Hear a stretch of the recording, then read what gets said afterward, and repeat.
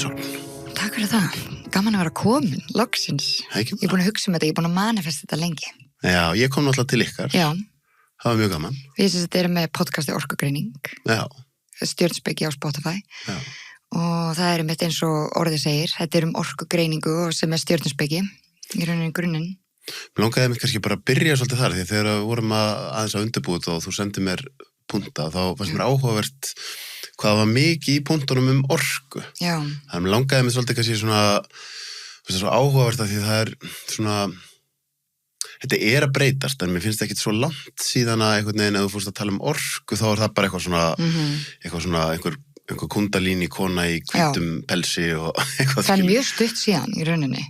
En samt vitum við alveg að þú veist, það er hægt að mæla orku og þú veist. Af hverju ættu við að vera aðskilin því? Algjörlega, sko.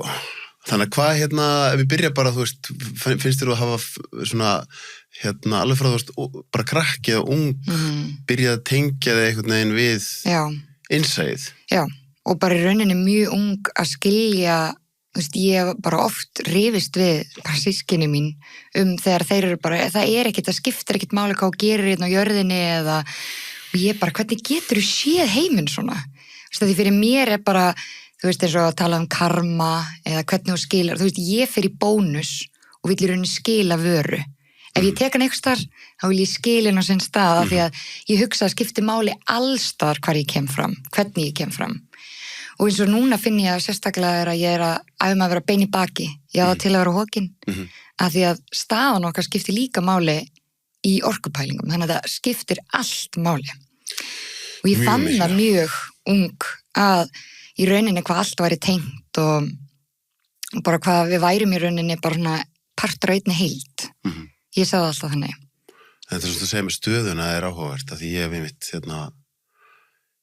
það kom einhvern tíðan eitthvað mómentar sem að ég og kærasta mér vorum eitthvað að rífast og eitthvað og þá tók ég eftir því að þú veist við bæði förum í ákveðna þú veist, líkamstaðan verður ákveðin hátt og þú verður svona fórnalamba í andlitinu og þegar þú fer að spotta það þá getur eiginlega þú veist farið að hlæja því sko. Þá getur farið að sjá, þú verður bara eins og svona lítið barn það sem að öll líkamstaðan þín, það hvernig þú andlitið þitt er, það verður bara svona aumingja ég og ég er komin í fórnalamba gýrin sko. Já, og þetta er bara líkamstað og þetta hefur hann áhrif og þetta er bara, þú veist þess að fólk segir eða í Wolf of Wall Street skilju, allt þetta hefur áhrif, þú ert að, þú veist, massi, það er orka. Já, taka Wolf of Wall Street senuna. Já, þú veist, orka er bara, þú veist, þú getur magnað hana upp, þú veist, þetta er, þegar þú verður meðvitaður það, þá getur orðið bara í rauninni master í þinni orku og lært á þig og minnst það svo áhugavert. Og það er í rauninni, það kemur ekkert strax, af því að í grunninn, ef ég myndi fara bara svona hratt yfir æskuna, þá elst ég upp við lítið, mamma í rauninni og pappi skilja og þetta var á tímabili, þá voru við bara að borða afganga og mamma var aldrei eitthvað svona, nú eru þið bara að borða afganga eða þú veist, hún lét okkur aldrei heyra það var alltaf bara eitthvað, eitthvað að fara í lautaferð við erum með matinn pakkaðan og þá var þetta meira bara svona, við vissum ekkert og þá upplýði ég aldrei eins og ég segi alltaf með mömmu, hún sér svo sólina aldrei skíin. Akkurat. Hún velur alltaf og það er það sem við höfum öll vald til að velja viðbragð.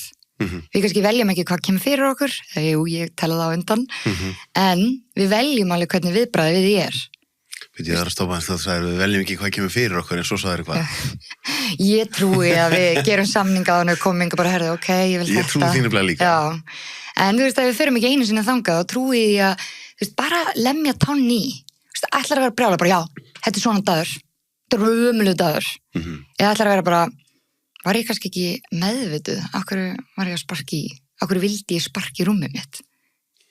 Já, því það er svo áhugavert að maður fer, þú veist, daginn sprakk dekk hjá mér og það var akkur svona ekki dag, en það svona er þetta ekki alltaf vondur dagur til að springa í dekk og er ekki æfingin einmitt, þú veist, sigurinn er þegar að þú veist, þá náði ég að stoppa mig af strax og ég náði strax að fara í, heyrðu, bara þakkláttur fyrir þetta dekk sem búið að vera svona lengi í lagi, skilur og á endanum var þetta bara að einhverju mjög góðu. Já, ég segi líka alltaf þetta er ekki að koma fyrir mig, þetta er gert fyrir mig svo að ég veit ekki hvað annað hefði getað komið upp á.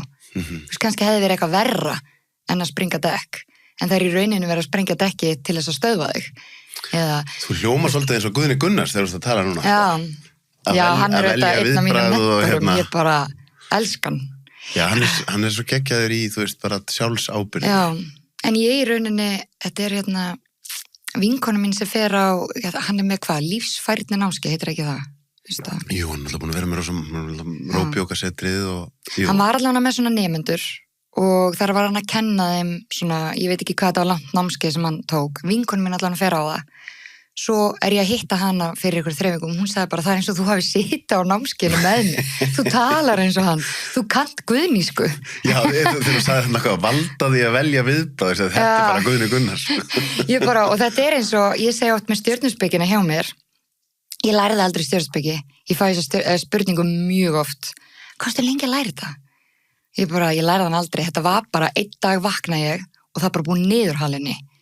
Ég er bara í einhverjum fullt af lífum á undan, hvernig sem það er, var ég bara búin að læra þetta, svo núna þurfti ég bara niðurhala því aftur. En í rauninni hitti ég bæði Gulla og Guðna greinlega og ég svona niðurhala viskunni þeirra, bara mjög hratt, það er svona eins og ég segi, ég bara hlusta á nokkuð podcast með Guðna og svolítið lifi, já, í hans sannleika vissuleiti, sko. Það fullt af punktum annað sem ég langar að koma inn á. En ég langar ekki að byrja að spyrja að þú varst að tala aðeins um æskuna þína. Finnst þér að hafa mótaði að hafa þurft að læra nægjusemi, skilurðu, að þú talar um því að við ekki haft mikið? Já, það gerði það, en svo sama tíma eins og ég sagt, ég í rauninni mitt elst upp í þetta, bara byrjum þarna eins og ég sagði, þú veist, lautaferðirnar, svo fer ég mjög ungi fisk og ég er að vinna í fisk og þú veist, bara pínulítil og standa upp á okkur baskarfi, þú veist, ég veit ekki hvað ég verið gömul, svona 11-12. Okay. Bara ég held að þetta megi ekki einu sinni í dag. Fiskvinnslu, það? Já, ég byrjaði í humavinnslu og svo fór ég í fiskvinnslu. Og svo er ég bara 12 ára að gera nei, það var humarinn þá er ég bara með humarinn og svo þegar maður stóð sér vel, þá fékkst að fara svona upp á það sem humarinn er bara nýkomin úr fristinum, eða þú veist, að koma úr karinu. Og þá er mann svo kalt á puttunum, að því hann er svo bara nýkomin úr klakanum, að puttarnir og þannig allir frosnir, þú fær styttri pásur en meira borgað. Þannig að ég lærði mjög ung bara svona að það er vont að fá meiri pening. Já, þú meinar. Já, og það finnst mér svona vitlaus forritun, en ég náði, þetta er, ég vil meina, ég þurfti greinlega að læra þetta til þess að ég vil endur forrita það að það þarf ekki að vera harkan til þess að fá peningar er bara orka og flæði, en ég lærði það þarna mjög snemma að vera dugleg. Og svo kom reyndar setna kerfi á mótið í og hvað svoleiðis, sem er bara önnur umræða. En svo í rauninni, eins og mamma lýsir mér alltaf, að því mamma er svo nægjusum og hafði það bara, gott og bara þakklátt fyrir að við varum öll í lagi og svona, svo sá hann bara að horfa á þig herra, við fórum í afmæli, þú veist alltaf henni í gangi að máta skóna hjá öllum sem voru í veislunum og bara svona eins og drottning. Þannig að hún segði bara 2 ára gömul hefur ég bara svona blikkað og bara svona, þannig að það var alltaf lifað svona drottning í mér. Ég hef alltaf haft trú á sjálfur mér. Þannig að ég myndi aldrei segja að það að hafa upplifað, ég myndi aldrei lýsa lífinu mínu, ég ólst upp í Þorlákshöfn, ég var fátæk, ég var, erfiði, ég hef alltaf verið bara. Og eins og mamma hefur sagt, það er ótrúlega aðstæður sem að þú hefur alltaf litið á þig. Þannig ég trúi líka að það var grunnorkan mín. Að ég væri drottning. Það er það sem ég held að skipti meira máli heldur en upplifannar út af því. Finnst þið með 2 punktar þannig, sko, annars verður þetta svona að tala með að læra að, þú veist, peningar séu erfiði. Ég svona frekar nýlega búin að kíkja á pælingar hjá David Hawkins sem eru sko Power vs. Force og Letting Go og það er einmitt svo mikið, þú veist, að gamla leiðun og ég held að það sé ennþá rosalega ríkt í Íslendingum. Blúprintið. Og sérstaklega kallmönnum kannski, að þú veist bara, ef þú ert ekki duglegur að grænda, þá gerist ekkert. En það er Force.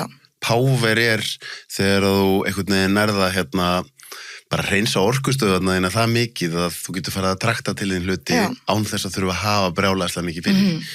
Og mér finnst líka bara einhvern veginn ef maður fer aðeins í svona smá vúfi pælingar, þá finnst mér eins og tíðinin á jörðinni sé að hækka og þessar gömlu leiðir, þú veist, þetta er einhvern veginn að þú eigir að vera að streða.